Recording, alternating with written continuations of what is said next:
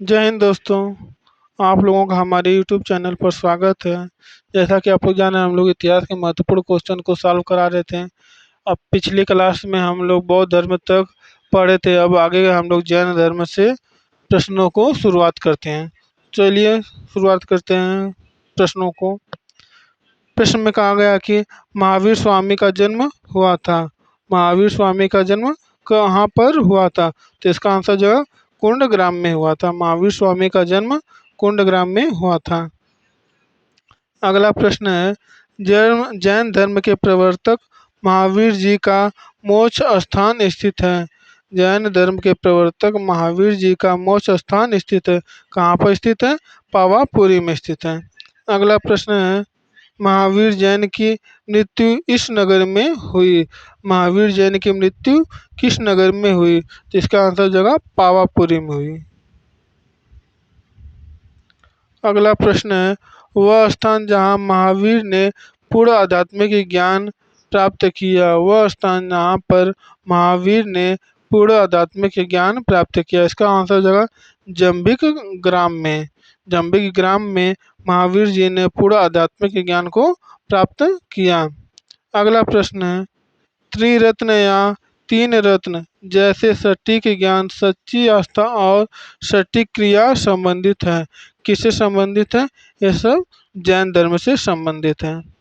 अगला प्रश्न है, 12 अंग, 12 उपांग, 14 पूर्व और 14 उप पूर्व में से सबसे पूर्वकालिक जैन ग्रंथ कहलाता है। 12 अंग, 12 उपांग, 14 पूर्व और 14 उप पूर्व में से सबसे पूर्वकालिक जैन ग्रंथ कहलाता है। इसका आंसर जगह 14 पूर्व। अगला प्रश्न है, भगवान महावीर का प्रथम शिष्य था। भगवान महावीर का प्रथम शिष्य जमाली थे। भगवान महावीर का प्रथम शिष्य कौन थे? जमाली जी थे। अगला प्रश्न है, आजीवक संप्रदाय के संस्थापक थे। आजीवक संप्रदाय के संस्थापक मखलिन मखली गोसाल थे। मखली गोसाल थे। आजीवक संप्रदाय के संस्थापक मखली गोसाल जी थे। अगला प्रश्न है, बराबर की गुफाओं का उपयोग किसने आश्रय गृह के रूप में किया? बराबर की गुफाओं का प्रयोग किसने आश्रय गृह के रूप में प्रयोग किया? तो इसका आंसर जगह आजीविकों ने। अगला प्रश्न है, भागवत संप्रदाय के विकास किसका देन अधिक था? भगवान भागवत संप्रदाय के विकास में किसका देन अत्यधिक था? तो इसका सही आंसर जगह गुप्त वंश का अत्यधिक देन था। अब हम लोग 6वीं शताब्दी ईसा पूर्व के राजनीतिक दशाओं के बारे में जितने भी महत्वपूर्ण क्वेश्चन होंगे उनको हम लोग सॉल्व करेंगे। चलिए शुरुआत करते हैं। क्वेश्चन नंबर पहला इसमें दिया गया है कि चंद्रगुप्त मौर्य, अशोक महान, चंद्रगुप्त विक्रमादित्य और कनिष्क में से किसने पाटलिपुत्र को अपनी राजधानी सर्वप्रथम बनाया? जिसका सही आंसर हो जाएगा चंद्रगुप्त मौर्य ने।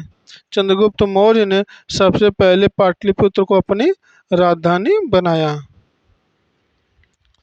अगला प्रश्न है, इस राजा ने पाटलिपुत्र बसाया था। किस राजा ने पाटलिपुत्र नगर को बसाया था? इसका आंसर हो जाएगा अजातशत्रु जी ने। अजातशत्रु ने पाटलिपुत्र नगर को बसाया था। अगला प्रश्न है, सर्वप्रथम पाटलिपुत्र का राजधानी के रूप में चयन किया गया। सर्वप्रथम पाटलिपुत्र का राजधानी किसके द्वारा चयन किया गया? तो इसका आंसर हो जाएगा उदयन द्वारा। उदयन द्वारा सर्वप्रथम पाटलिपुत्र को राजधानी के रूप में नियुक्त किया गया। अगला प्रश्न है, प्रारंभिक वैदिक काल के दौरान यह शहर प्राचीन मगध साम्राज्य की राजधानी के रूप में कार्य करता था। इसका आंसर हो जाएगा राजगृह। अगला प्रश्न है, प्रथम मगध साम्राज्य का उत्कर्ष किस शताब्दी में हुआ था? प्रथम मगध साम्राज्य का उत्कर्ष किस शताब्दी में हुआ था? इसका आंसर जो छठवीं ईसा पूर्व में। 6वीं ईसा पूर्व में हुआ था। अगला प्रश्न है, विश्व का पहला गणतंत्र वैशाली में स्थापित किया गया। विश्व का पहला गणतंत्र वैशाली किस में स्थापित किया गया? कहाँ पर स्थित किया गया? लिच्छवी द्वारा। अगला प्रश्न है, ईसा पूर्व 6ठी सदी में विश्व की प्रथम गणतंत्रात्मक व्यवस्था थी। ईसा पूर्व 6ठी शताब्दी में विश्व की प्रथम गणतंत्रात्मक व्यवस्था थी, तो इसका आंसर जगह वैशाली में थी। अगला प्रश्न, 16 महाजनपदों की सूची उपलब्ध है। 16 महाजनपदों की सूची उपलब्ध है, इसका आंसर जगह अगंतुर निकाय में भगवती सूत्र में है। अगला प्रश्न है, मगध की राजधानी कौन सी थी? मगध की राजधानी कौन सी थी? तो इसका आंसर हो जाएगा गिरिव्रज। मगध की राजधानी गिरिव्रज थी, जिसको हम लोग राजगिरी के नाम से भी जानते थे। अगला प्रश्न है, मगध की सर्वप्रथम राजधानी थी। मगध की सर्वप्रथम राजधानी क्या थी? राजगिरी थी। अगला प्रश्न है, सही सुमेलन है, इसमें दिया गया महाजनपद और राजधानियाँ। महाजनपद और राजधानियों का सही सुमेलन करना है। तो इसमें दिया गया मल जो है, मल महाजनपद की राजधानी क्या थी? कुशीनारा थी। अंग महाजनपद की राजधानी क्या थी? चंपा थी। गांधार महाजनपद की राजधानी तक्षशिला थी और वत्स महाजनपद की राजधानी कौशाम्बी थी।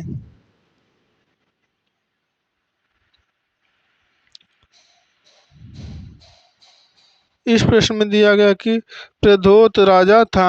प्रद्योत राजा कहाँ का था? अनवंती का था राजा था। अगला प्रश्न, अंग जनपद की राजधानी थी। अंग जनपद की राजधानी चंपा थी।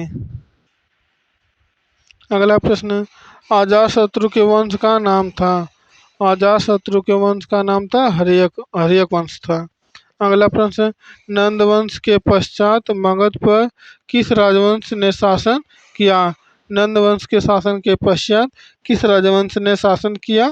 तो उसका आंसर होगा मौर्य वंश ने। अगला प्रश्न है, मगध शासक बिंबिसार का चिकित्सक था। मगध शासक बिंबिसार का चिकित्सक कौन था? जीवक था।